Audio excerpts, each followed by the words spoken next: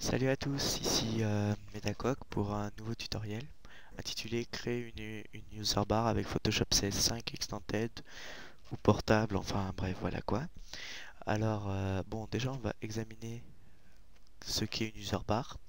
Alors déjà une user bar, ça se compose de quoi? Moi, si je cache tous mes documents, enfin je vais cacher le premier calque, je vois un contour.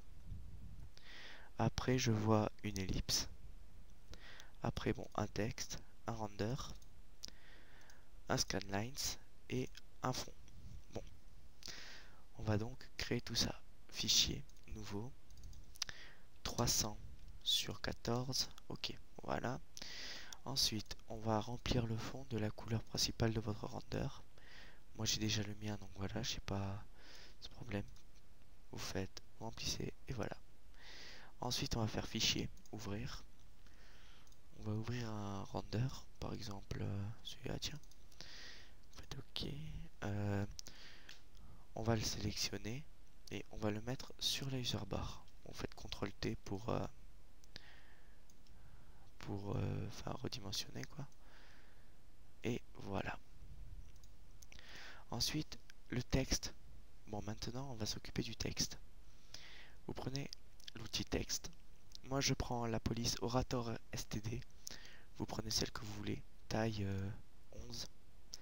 Et moi, vous écrivez le texte que vous voulez. Moi, j'écris Photoshop User.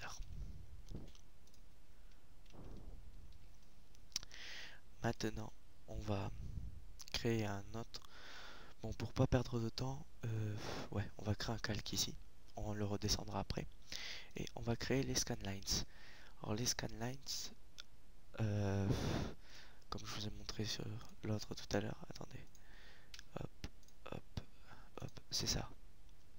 C'est les petits traits là qui composent la création.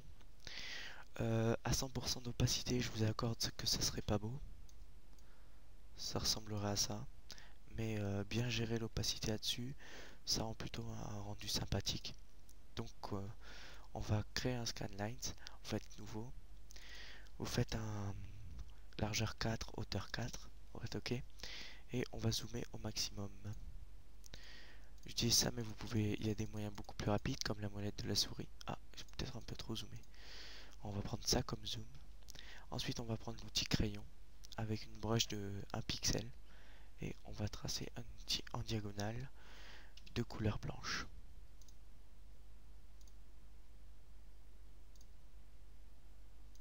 Voilà. Maintenant, on va faire édition. Utiliser comme motif. Vous mettez par exemple scan lines et on fait OK. On ferme. Non. Voilà.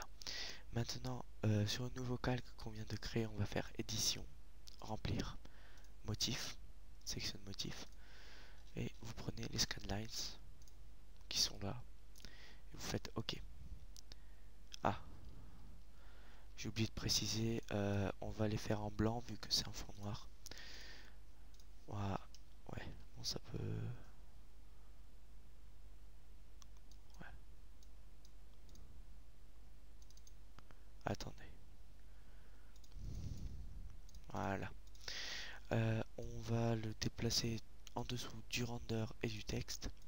Et on va baisser son opacité à 45%. On va peut-être changer la couleur. Passage. Voilà, comme ça. Voilà. Ensuite, on va créer un nouveau calque. On va se munir de l'outil ellipse qui se trouve ici. Et on va choisir la couleur blanche.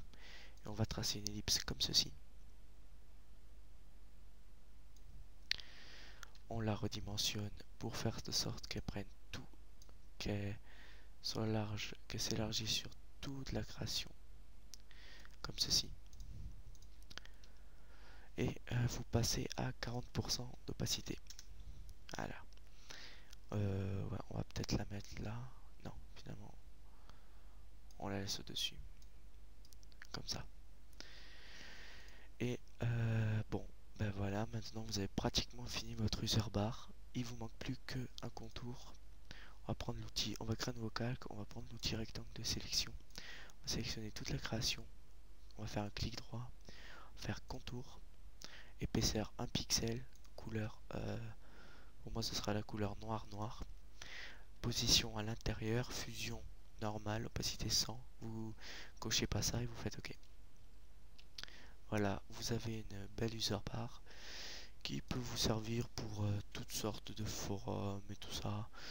Et puis après, si vous voulez l'animer, votre user bar, ouais, si vous voulez, je vous montrerai ça dans un prochain tuto. Sur ce, je vous dis bonne chance à tous pour réaliser cette création qui est plutôt simple et ciao!